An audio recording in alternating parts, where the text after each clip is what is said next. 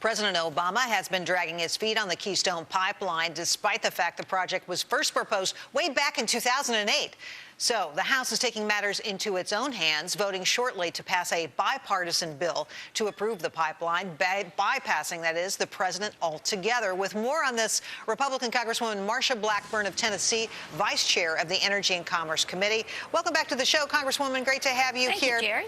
Tell us how this bill is really different from the bills we've seen in the past. Yeah, well, what this will do is to approve that 875-mile portion of this 1,700-mile Keystone pipeline. It's the portion that's needing to be finished so that we can get that fuel into the Gulf. Now, the oil sands out of Canada, it's a molasses-like content of oil sands, really rich in what we are needing to move in and refine so that we are pushing more into the transportation fuel component of this country.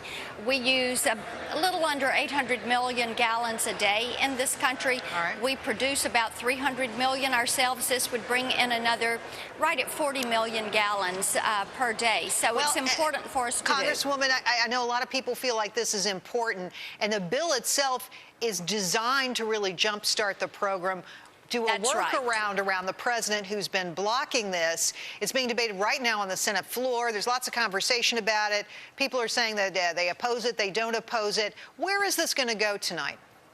What we will do is pass it in the House, and you're right, this is a workaround. If he's not going to do the heavy lift, we will. We will send it to the Senate. As you said, it's a bipartisan bill in the House. There is bipartisan support in the Senate, and we anticipate they will pass it and that it will go to the president's desk. And you never know. He may sign it into law. We're hopeful that he will. Well, Congresswoman, the president might sign this? Are you kidding me? I thought he was totally against this. You never know. You never know. And we could sit by and do nothing and say, well, he would veto anything we pass, or we could challenge him on this. We could pass a bill that has bipartisan support in each chamber, send it to him, and then encourage him to do what the American people want done, and that is to get this pipeline built. Jerry, you know, there's a couple of things in our favor. There's a lot of Democrats in the Senate that are up for re-election. We know that. And the American people are sick and tired of paying $3.50 a gallon for gas, and the price has doubled since the president took office.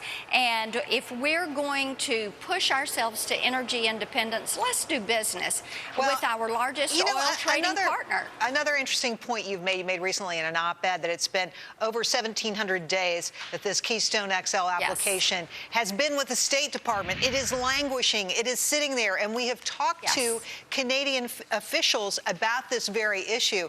Look, they're going to go somewhere else.